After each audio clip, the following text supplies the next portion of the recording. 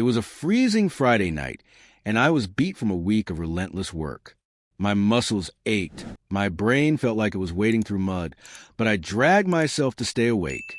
My wife, Samantha, had demanded we host some friends for what she called a low-key get-together.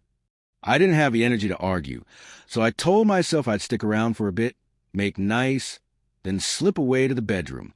When her crew showed up, the house buzzed with energy. Chatter, giggles, and clinking glasses filled the air. Samantha was in her glory, hogging the spotlight, spinning tales, and tossing out witty one-liners. Her eyes gleamed under the soft glow of our living room lamps, and she soaked up every ounce of attention, like a plant desperate for sunlight. I tried to jump into conversation at first, but exhaustion pinned me down. I sat there, feeling like an outsider in my own damn house, watching the drinks flow and Samantha's laughter get louder, sharper, almost performative. Her friends were eating it up, egging her on to be more outrageous, and she lapped it up like it was her lifeblood. Then one of her pals, some guy with a smug grin, made a snarky remark about how relationships are just a game of who caves first. Samantha cackled way too hard, her laugh cutting through the room like a knife. That's when I caught it, a flicker in her eyes as they darted toward me, sharp and wicked, like she was plotting something. It was a look I hadn't seen in ages, and it sent a chill down my spine. Out of nowhere, Samantha's hand flew up and cracked across my face. The slap stung like hell, a sharp snap that rang louder than the drunken laughter around us. Her friends lost it. Some hooted. Others whispered about how ballsy she was. I stood there, stunned, my cheek burning like it had been branded. My heart plummeted to my stomach as I scanned the room. Every pair of eyes was on me, but not one showed concern. They were amused, like I was some pathetic clown in their private circus. I locked eyes with Samantha, and she just smirked, her lips curling with a cruel pride. "Oh, come on, lighten up," she sneered, her voice dripping with mockery. "It's just a joke. Don't be such a baby." The room erupted again, her friends practically falling over themselves laughing at my expense. I couldn't muster a word. My chest tightened, and I excused myself, mumbling something about needing a break. I stumbled to our bedroom, locked the door, and stood in front of the mirror, staring at the red mark blooming on my cheek. I touched it, wincing, and asked myself how the hell things had spiraled to this. When did my marriage turn into a stage for Samantha to humiliate me just to score points with her friends? When did the woman I swore to love morph into this cold, vicious stranger who got off on making me look small? I started replaying the last few months in my head, piecing together the signs I'd been too blind or too stubborn to see.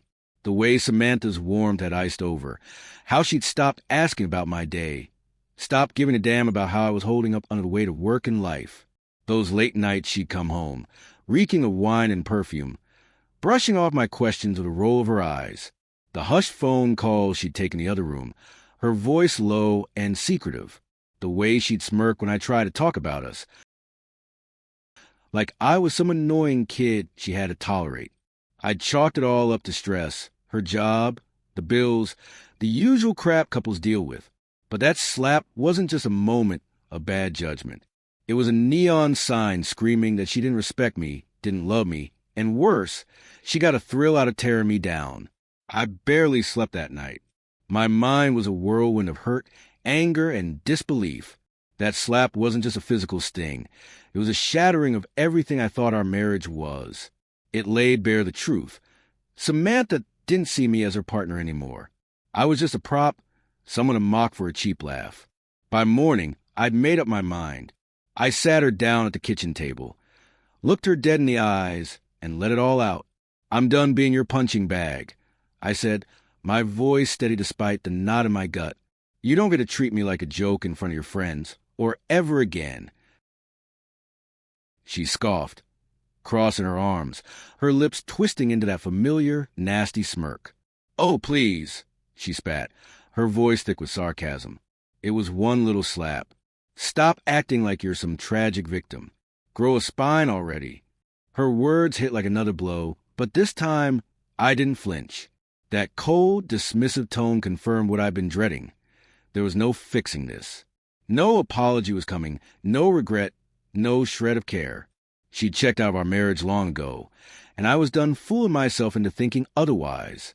That moment broke something in me, but it also lit a fire.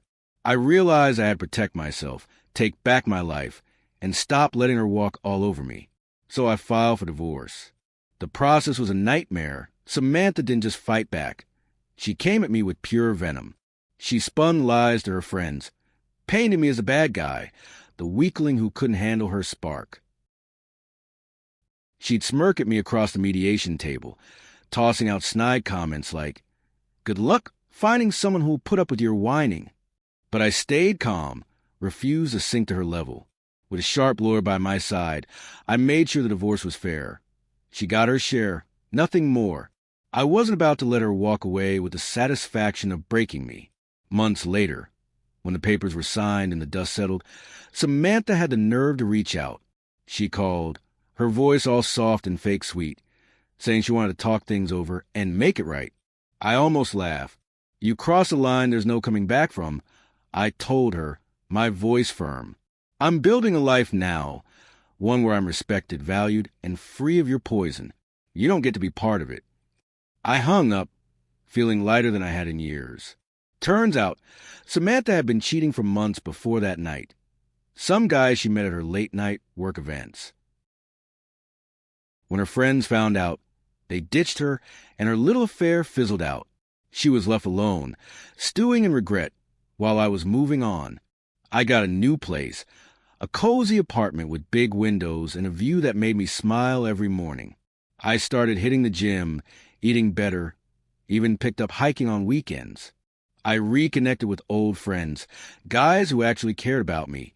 And I even started dating again, women who treated me like I mattered, not like some prop to mock. That slap was the worst kind of wake-up call, but damn if it didn't save me. It forced me to see Samantha for who she really was. A cruel, self-absorbed woman who'd rather tear me down than build us up.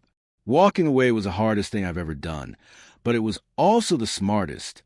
I reclaimed my dignity, my peace, and my future. Now, I'm living proof that you can rise from the deepest hurt stronger than ever. The pain pushed me to become a man I was always meant to be, confident, grounded, and happy. As for Samantha, I didn't need revenge. I didn't need to scream or fight, or drag her name through the mud. I let her regret speak for itself. Every time I hear through the grapevine that she's alone, miserable, and wishing she hadn't thrown away what we had, I just smile. That's the real win. Living a life so good she can't help but choke on her own mistakes. I'm thriving, and she's stuck in the mess she made. That's victory enough for me. Hey, if you enjoyed this video, smash that like button and hit subscribe. It really helps me keep bringing you more content like this.